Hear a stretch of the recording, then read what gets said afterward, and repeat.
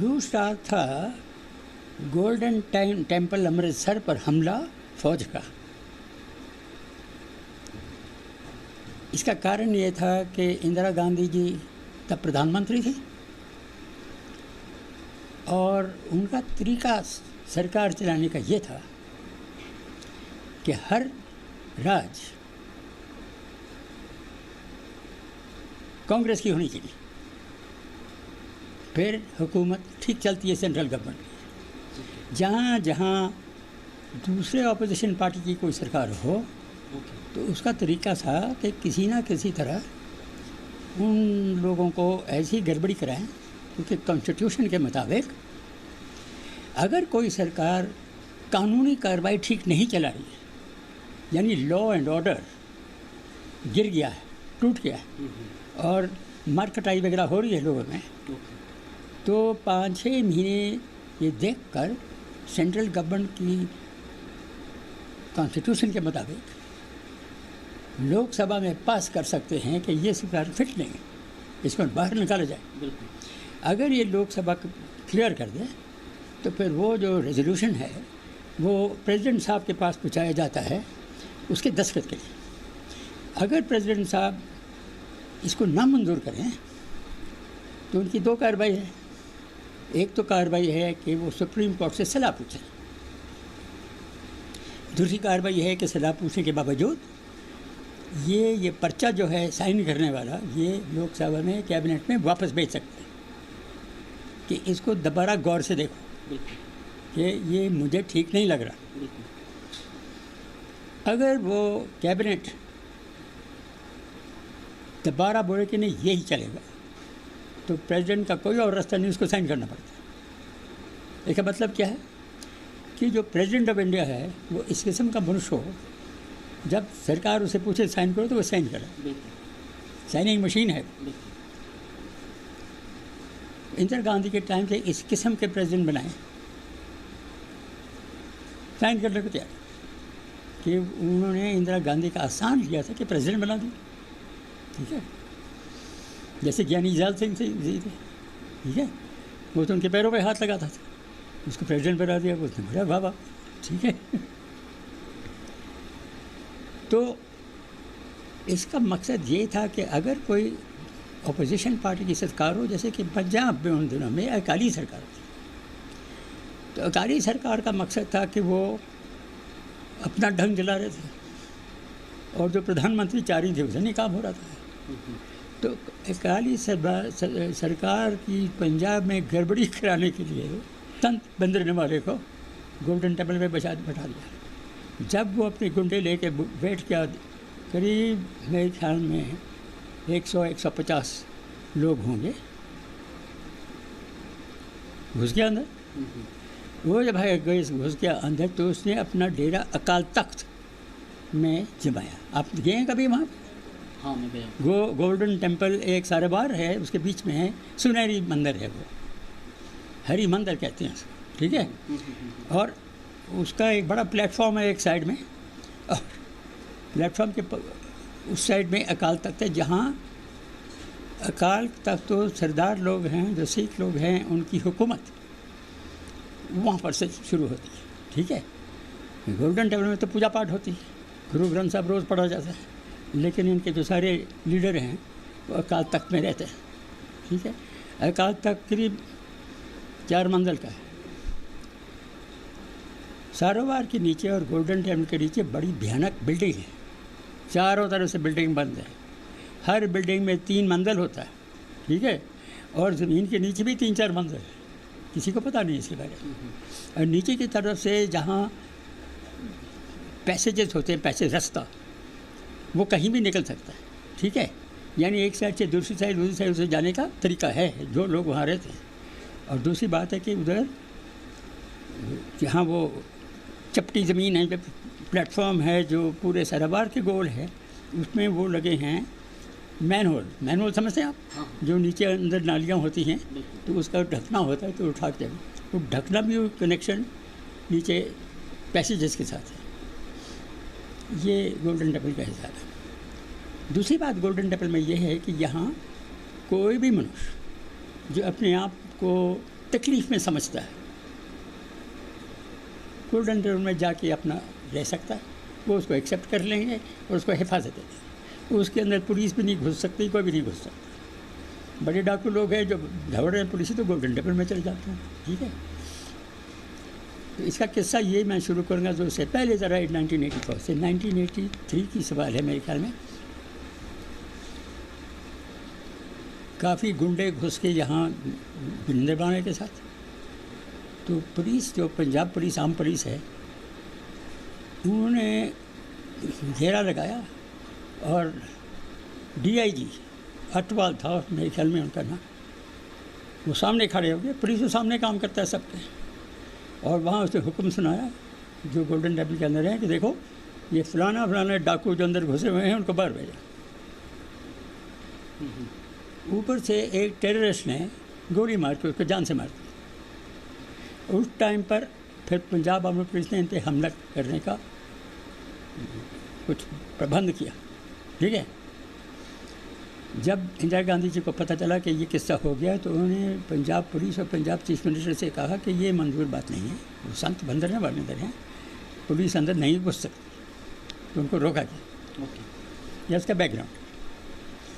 अब 1-2 साल के बाद में भिंद्रनवाले का क्या काम था, भिंद्रनवाले ने इतना डेरा जमाया हुआ कि जो हुक्म वो सुनाए, क्योंकि अकाल तख्त तो सरदारों का कंट्रोल है,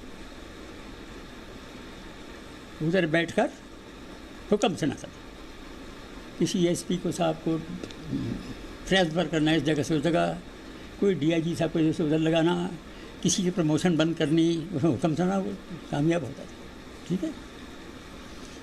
तो जो कुछ कर रहा था इंदिरा गांधी के मर्ज़ी से कर रहा था। 1-2 साल करने के बाद उसको खुद मतलब अपने आप में कॉन्फिडेंस हो गई, अब मैं तो देश चलाऊँगा, यहाँ से पंजाब चलाऊँगा। उसने और गड़बड़ियाँ शुरू कर दी, इंदिरा गांधी के हुक्म के बरखिलाफ करना शुरू कर दिया। फिर इंदिरा गांधी ने सोचा कि देखो इसको तो लगाना पड़ेगा। फिर उसने फिर पंजाब आर्मी पुलिस को रिक्वेस्ट किया कि आप इनको निकालिए। उन्होंने बोला देखिए सर, हम जा रहे थे, हमारा अटवाल ब्रिगेडियर DIG साहब को मार डाला, आपने हमको रोका, अब हम अंदर नहीं जाएंगे। क्या जूस निकलता है इससे कि हुक्म अगर आपने जो दुरुस्त था उसको बंद कर दिया, अब बोलते हैं उसको चलाओ, तो बोला हम नहीं करेंगे, तुम करो जो मर्जी, क्योंकि ये पॉलिटिकल गेम है। ना पुलिस ना फौज को पॉलिटिकल गेम में नाक दाखिल करना चाहिए। फिर उन्होंने हमारे आर्मी चीफ को बोला, जनरल बेजा साहब थे, कि आपको मिलो, वो आके मिले, उन्होंने तो फौज लेके उसको मार डालो।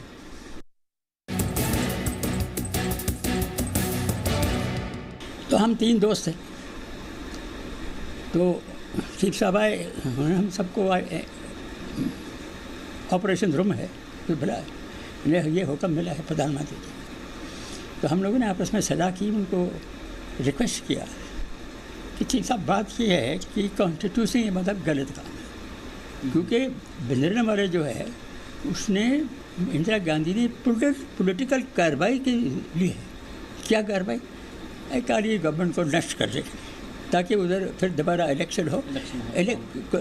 मतलब कॉन्स्टिट्यूशन के मुताबिक ये है कि अगर किसी सरकार ने ठीक लॉ एंड ऑर्डर नहीं किया और आपने उसको सैक कर दिया, फिर 6 महीने के लिए एक एडमिनिस्ट्रेटर डाला जाता है, वो भी गवर्नमेंट चुनता है, फिर वो एडमिनिस्ट्रेटर उसको चलाता है देश, वो सरकार राज को 6 महीने तक है। 6 महीने के अंदर दोबारा इलेक्शन होना चाहिए कॉन्स्टिट्यूशन के मुताबिक। तो अब भिंद्रनवाले को निकाल के गए क्योंकि पुलिस ने इनकार कर दिया, तो फौज को बना। तो चीफ साहब ने हमको ये कहानी सुनाई, फिर हमने उनको रिक्वेस्ट की कि देखिए ये बातें हैं जैसे मैंने आपको समझाया।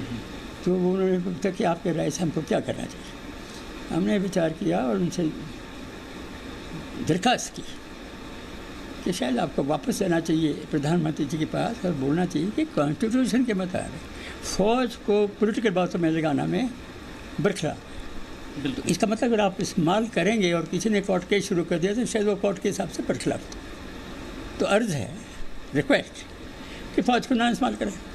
इंदिरा गांधी ने चीफ साहब से कहा कि देखो हमने आपको ख़ास चीफ किया, जब भेजा साहब को चीफ बनाया, एक लेफ्टिनेंट जनरल माने सिन्हा साहब थे, उनसे एक 1.5 साल सीनियर, वो एडजुटेंट जनरल भी रहे हैं और वेस्टर्न आर्मी कमांडर भी रहे हैं, गोरखास के अफसर हैं। अच्छा। और बड़े अच्छे गिने हुए हैं, ऑपरेशंस के माहिर। ठीक है, उनकी बारी थी चीफ बनने के लिए, तो वैजा साहब ईस्टर्न आर्मी कमांडर थे, उनको वहाँ से निकाल के, और वो डबल MBC है, MBC एंड बार। तो इंदिरा गांधी ने बोला डबल MBC का जाओ, इसको चीफ बनना है, उसको चीफ। तो उसने बोला हुआ वैजा को कि मैंने तो तुमको सिन्हा साहब इकरा के सिर के ऊपर से आपको बनाया है, तो मैं आपकी प्रधानमंत्री तो मेरा काम नहीं कर सकते हो क्या?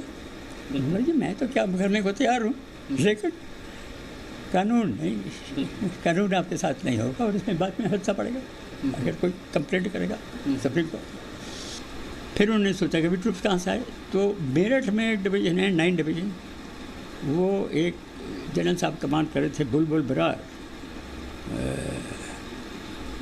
बड़े आला अफसर हैं। और